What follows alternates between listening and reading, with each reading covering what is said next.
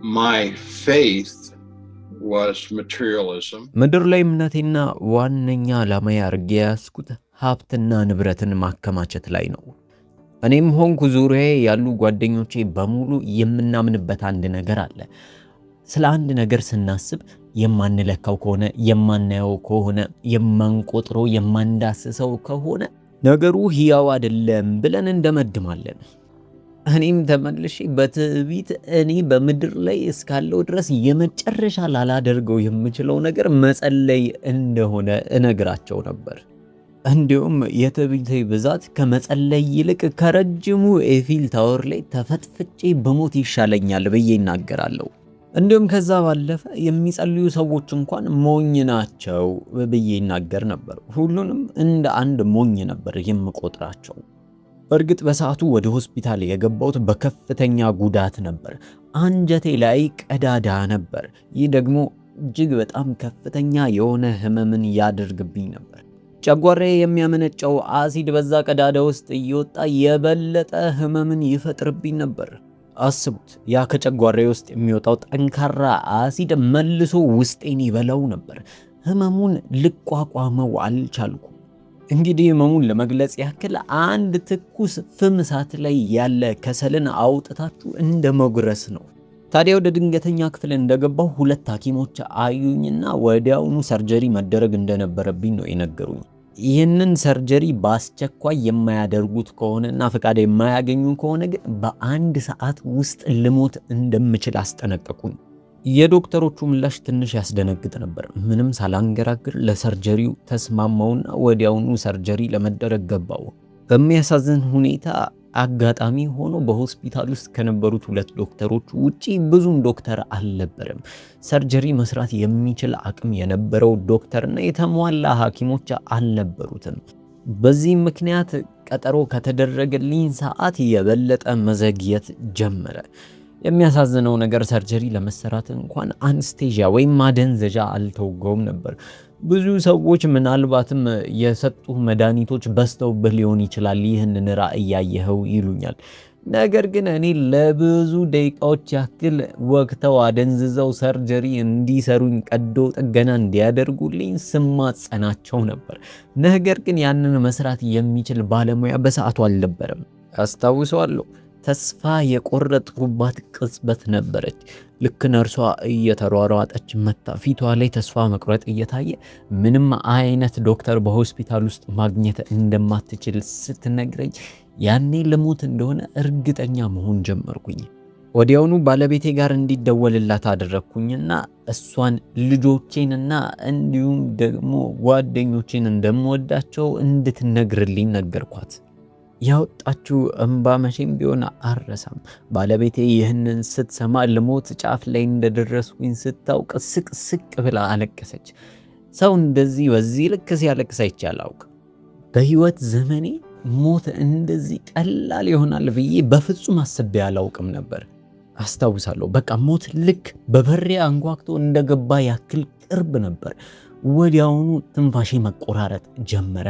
መተንፈስ እየከበደኝ መጣ። ለቀጣዩ ጥቂት ደቂቃዎች ለመተንፈስ ስታገል ነበር። የሆነ ሰዓት ላይ መተንፈሱ የበለጠ እየከበደኝ መጣና ወዲያውኑ ጸጥ ስል ታወቀኝ። አይኖቼን ጨፍኜ ስገልጥ ግን ራሴን ፍጹም ሌላ ቦታ ነበር ያገኘሁት። እጅግ በጣም የተዋበ ከዚህ በፊት በህይወት ያለው እስከማይመስለኝ ድረስ ንቁ የሆንኩኝ ያክል ተሰማኝ። እንደዚህ አይነት ኃይል ተሰምቶኝ ያውቅ። የሚያመኝ ቦታ ፍጹም ጤነኛ ነበር። የሆነ ጉልበት እንዳለኝ ያክል ይሰማኛል። እየሆነ ያለው ነገር ከማምነው ወይም ከእምነቴ ተቃራኒ ስለነበር ግራ አጋባ ነበር። ምን ቦታ ላይ እንዳለው፣ ምን እየተከናወነ እንደሆነ እጅግ በጣም ማወቅ ፈልጌያለሁ። ማየት እስከምችለው ድረስና እስከተፈቀደልኝ ድረስ እየዞርኩኝ መቃኘት ጀመርኩ።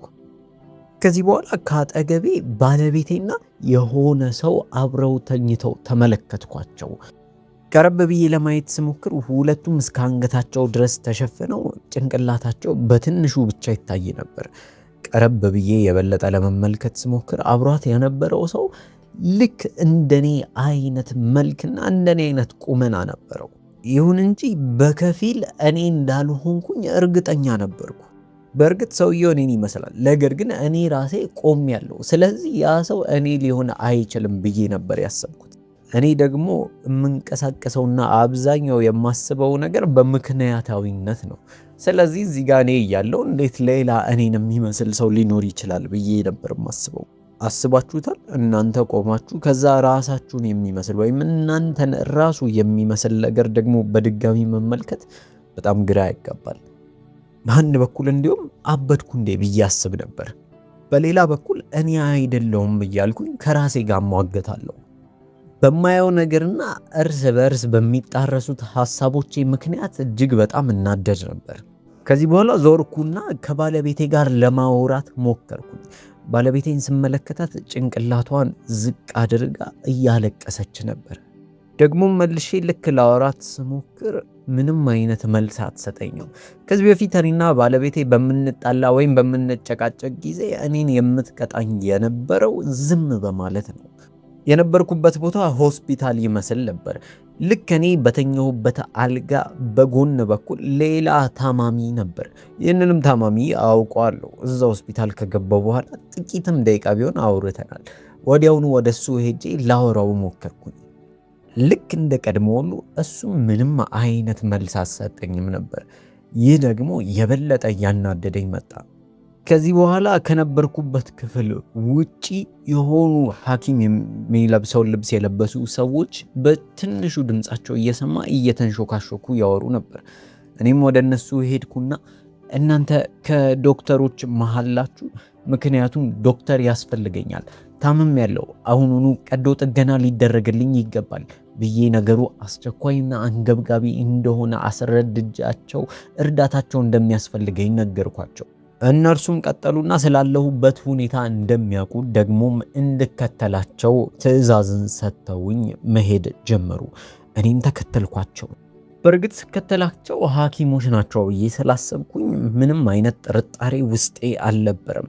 ነገር ግን ተከተለን ብለው የታመመን ሰው መጠየቃቸው ትንሽ ጥያቄን ፈጥሮብኛል። ከዚህ በኋላ ነው ሁሉም ነገር የጀመረው። ያ የሰቆቃ ጉዞዬ ጀመረ። ይህንን ከመናገሬ በፊት ግን አንድ ነገር ልንገራችሁ። ሲኦል የሚባለው ቦታ እውነት አለ። እኔ ለብዙ ዓመታት የለም ብዬ ተከራክሬያለሁ። ለብዙ ዓመታት ብዙ ሰዎችን አስቻለሁ። ነገር ግን የመጨረሻ መደምደሚያዬ ሲኦል የእውነት ሕያው የሆነ ቦታ እንደሆነ እንድታውቁ እፈልጋለሁ። ሲኦል ማለት ከእግዚአብሔር የምትለዩበት፣ እግዚአብሔር የሌለበት፣ የእግዚአብሔር ሕልውና የሌለበት ስፍራ ነው። ሲኦልን ሲኦል የሚያደርገው አንዱ የእግዚአብሔር አለመኖር ነው። እግዚአብሔር የሌለበት ደግሞ ማለት ፍጹም መልካምነት የሌለበትና በክፋት የተሞላ ማለት ነው። በሲኦል ውስጥ ምንም አይነት መልካም ነገር የለም። ተፈጥሮ ወይም ተፈጥሮን የሚያስቡ ልክ እንደ ርግቦች፣ ቢራቢሮች፣ አበባ፣ የፀሐይ ብርሃን፣ ዝናብ፣ ንፋስ የመሳሰሉት ነገሮች የሉም። አስቀያሚና ቀፋፊ ስፍራ ነው። ስለ ሲኦል የምነግራችሁ ካየሁት ነገር ተነስቼ እንጂ ዝም ብሎ በመላምት አይደለም። ሲኦል እጅግ በጣም ከባድና ለሰው ልጅ ያልተፈጠረ ለአጋንንትና ለጭፍሮቹ የተፈጠረ ስፍራ ነው። ስለዚህ በዚህ ስፍራ ውስጥ የሰው ልጅ ሲገኝ ስቃዩ የላቀ ነው። አስቡት እስኪ ብዙ የተለያዩ ኃይለኛ፣ ግዙፍ፣ ትንሽ፣ ትልቅ የሚባሉት የዱር እንስሳዎችና አራዊቶች በአንድ ስፍራ ላይ ቢቆለፍባቸው ሊሆን የሚችለውን አስቡት። በዛ መሃል እንደመገኘት ማለት ነው። እኔም በዚህ ማጥ ውስጥ ጉዞዬ ጀመረ። ራሴን በሲኦል ውስጥ አገኘሁት። በዚህ ስፍራ ውስጥ መገኘቴ ልክ ለእርድ እንደሚዘጋጅ በግ መሆን ነበር። ሲኦል ውስጥ ስትገኙ የመጀመሪያ ተቀባያችሁ የሚሆነው አጋንንት ነው። አጋንንት ለብዙ ጊዜ በእናንተ ላይ ሲሰራና እናንተን እዚህ ለማምጣት ለፍቷል። ልክ ሲቀበላችሁም እንደዛው ነው። ክፉ የሆነ አቀባበል ይኖረዋል። ለኔም ልክ እንደዛ ነበር የገጠመኝ። በዚህ ስፍራ ውስጥ አጋንንቶች ሰዎችን ይጨቁኑ ነበር። ብዙ ሰዎች እጅግ በጣም አንገሽጋሽ የሆኑ ቅጣቶችን ይቀጡ ነበር።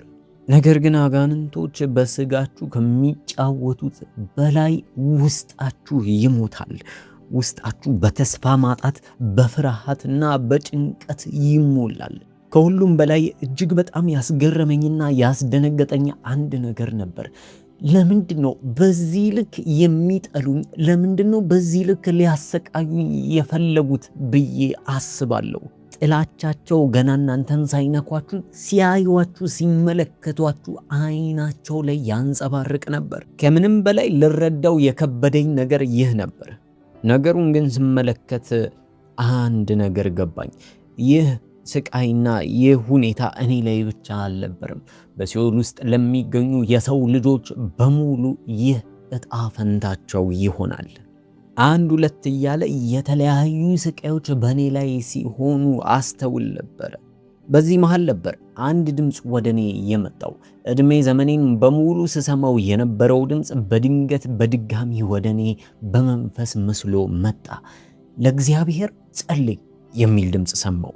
ይህን ድምፅ በመሰለኝ ወይም በደሳለኝ ወይም እዛ ስፍራ ውስጥ ስለሆንኩኝ ይህ ድምፅ ተሰምቶኝ ብቻ አይደለም። ይልቁንስ የእውነት አንድ ድምፅ መጥቶ በጆሮዬ ለእግዚአብሔር ጸልይ ብሎ ተናገረኝ። እንዲሁም ይሄ ድምፅ ልክ ከውስጤ የወጣ ያክል ነበር የተሰማኝ። ግራ አጋባኝ። አስቡት እስኪ ለረጅም ዓመታት ጸልዮ የማያውቅን ሰው በድንገት ጸልይ ማለት ምን አይነት ትልቅ ዱብዳ እንደሆነ ለመረዳት አይከብዳችሁም። ይህን ድምፅ በመስማቴ ግራ ተጋባው። እንዴት መጸለይ እንዳለብኝ እንኳን አላውቅም።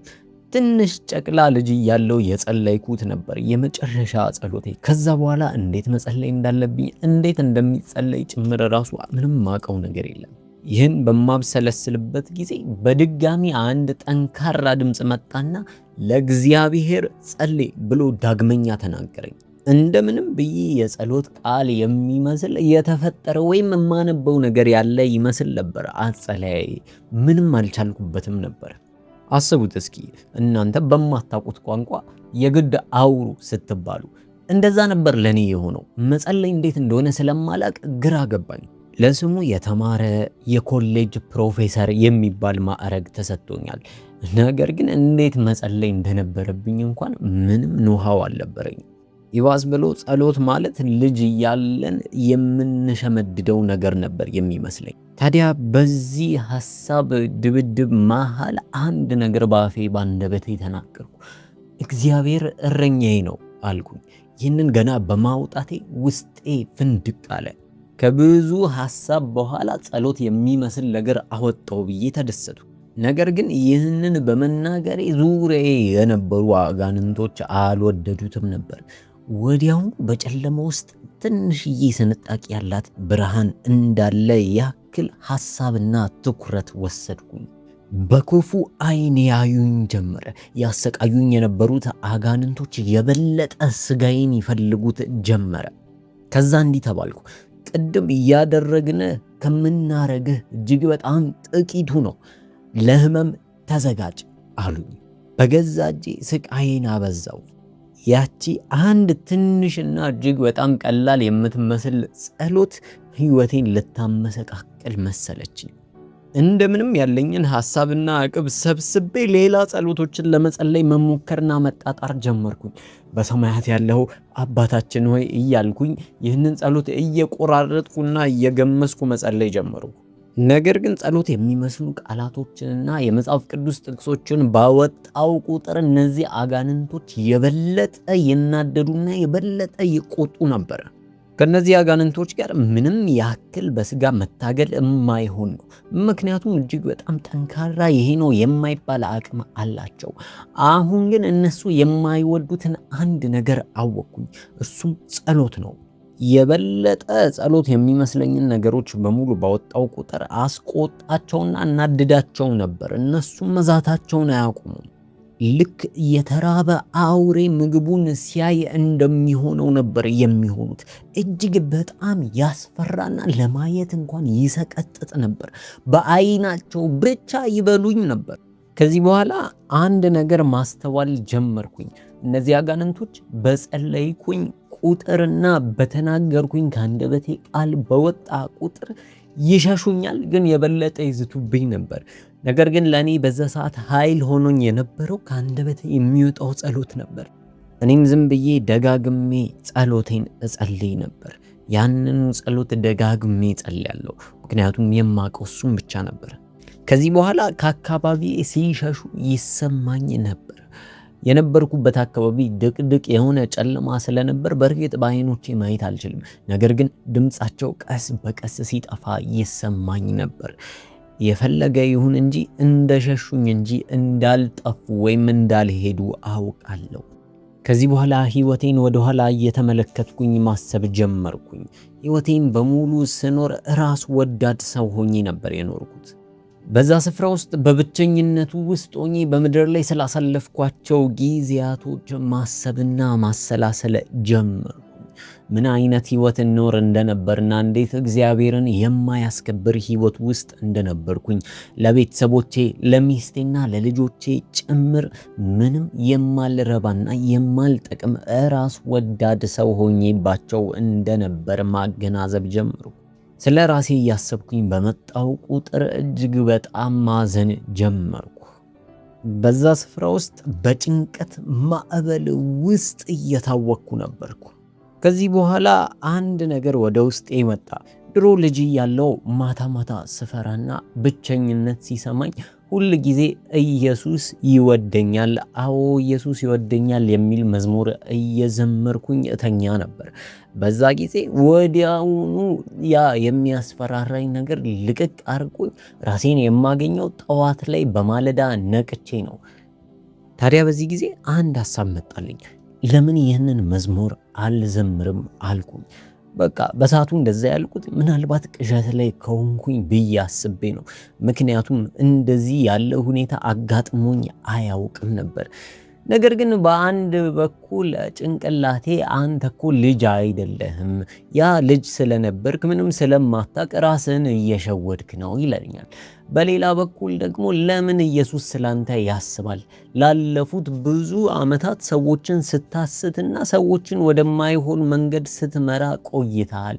አሁን ለምን ሊያድንህ ይመጣል የሚል ድምፅ ያቃጭልብኛል። ምናልባትም ከኔ በተቃራኒ ኢየሱስ ክርስቶስ የእውነት ካለና ሕያው ቢሆን እንኳን እሱ እኔን አይፈልገኝም፣ ምክንያቱም ላለፉት ብዙ ዓመታት ስቃወመው ነበር የሚል ሐሳብ ወደ ውስጥ ይመጣ። ከምነግራችሁ በላይ ወዲያውኑ አይምሮዬ መወጣጠር ጀመረ። ጮክ ብዬ በቃ ብዬ ጮኩ። በስተመጨረሻም እጅ ሰጠው። ከልብ በሆነ ልመና ኢየሱስ ሆይ እባክህ ፈውሰኝ ብዬ ተናገርኩ። ቢወደኝም ባይወደኝም ባኮረው ባላኮረው በዚህ ሰዓት አማራጭ የለኝም፣ ያስፈልገኛል ብዬ ጮኩኝ። አሁን ላይ ካለሁበት ሁኔታ የመጨረሻ የሚታየኝ ጭላንጭል ተስፋ ኢየሱስ ክርስቶስ ነበር። ከዚህ በኋላ አንድ ግዙፍ የሆነ ጠንካራ ብርሃን ካለሁበት ስፍራ ፈንጥቆ መጣ። ከዚህ በኋላ ከዚህ ብርሃን ውስጥ አንድ የሚያበራ እጅ ሲወጣ አየሁት። መጣና ያ እጅ እኔን ያዘ። ወዲያውኑ የነበርኩበት ጉድጓድ እየጠፋ ሲመጣ ታወቀኝ። ወዲያውኑ ይህ እጅ የመጣው እኔን ሊታደገኝና ሊያድነኝ እንደነበረ ገባኝ። በኋላም ይህ እጅ ወደ ውስጤ ገባ። ወዲያውኑ ውስጤ በደስታና በማላቀው ሰላም መወረር ጀመረ። በህመሜ ፈንታ ደስታን ጠገብኩኝ። በስተመጨረሻም በዋነኝነት ዕድሜ ዘመኔን በሙሉ ተሰምቶኝ የማያውቅ አንድ የደስታ ስሜት ይሰማኝ ጀመረ። ይሄ ፍቅር ከዚህ በፊት እማቀው ፍቅር አልነበረም። ውስጤን ሰርስሮ መግባት የሚችል አቅም የነበረው ፍቅር ነው። በድጋሚ ከዛ ብርሃን ውስጥ ብርሃኑን የለበሰው ዋናው ራሱ ኢየሱስ ክርስቶስ መጣ። ስጠራው አላሳፈረኝም። ስጠራው እስከዛሬ በድለኸኛል አላለኝም። ስጠራው የእስከዛሬ ዕዳዬን አላወጣብኝም ነበር። ይልቁንስ ሊያድነኝ መጣ። እጁን ለኔ ዘረጋልኝ። ከዚህ በፊት ተሰምቶኝ የማያውቅ እስከዛሬ ድረስ ቃላት ያላገኘሁለትን ፍቅር ሰጠኝ። ወዲያውኑ ከልቡ እንደሚወደኝ ሳይነግረኝ ገባኝ። ይባስ ብሎ እኔ እንደዛ በድየው እንኳን በዚህ ዓለም ላይ እኔን እጅግ በጣም እንደሚወደኝ ማወቄ ግራ ገባኝ። ፍቅሩ እኔን ግራ እስከሚያጋባኝ ድረስ ነው። በሁኔታዎች ላይ ባደረግኩት ነገር ወይም ደግሞ ባሳለፍኩት ነገሮች ላይ የተመሰረተ አልነበረም። አይገርማችሁም? እስከ ዛሬ ብዙ በደል በድየው እንኳን እሱ በእኔ ቅር አልተሰኘም ነበር። ሊቀጣኝ አልፈለግም። ከቅጣቱ በላይ ምሕረቱ የገነነ ነው። በእኔ ደስተኛ ነው። ሁኔታ አይፈልግም። ይህ ሁሉ ነገር የገባኝ በቅጽበት ውስጥ ነበር።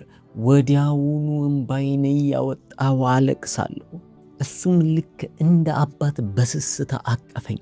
ከዚህ በኋላ በድንገት ከዛ ብርሃን ውስጥ ወደ ላይ ስንሳፈፍ ተሰማኝ። በእርግጥ በጥቂቱ ተደናግጫለሁም ተደስቻለሁም ነበር። ከዚህ በኋላ ወደ ሆነ አዲስ የሚመስል ስፍራ ገባን። በዚህ ስፍራ ውስጥ ብዙ ለቁጥር መጥራት የሚያዳግቱ እጅግ በጣም ብዙ የሆኑ ጥቃቅን የሚመስሉ መብራቶች አሉ። እኔም ወዲያውኑ አንድ ነገር ተረዳው። የዚህ የታላቁ ጌታ መኖሪያ ጋር እየሄድን ነበር።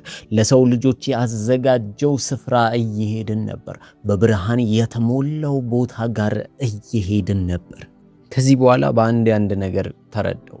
ለካስ ሕይወቴን ሙሉ ልክ እንደ ሞኝ ሰው እግዚአብሔር የለም ብዬ ስከራከርና በእግዚአብሔር ስም ላይ ስዘባበት ኖሬያለሁ።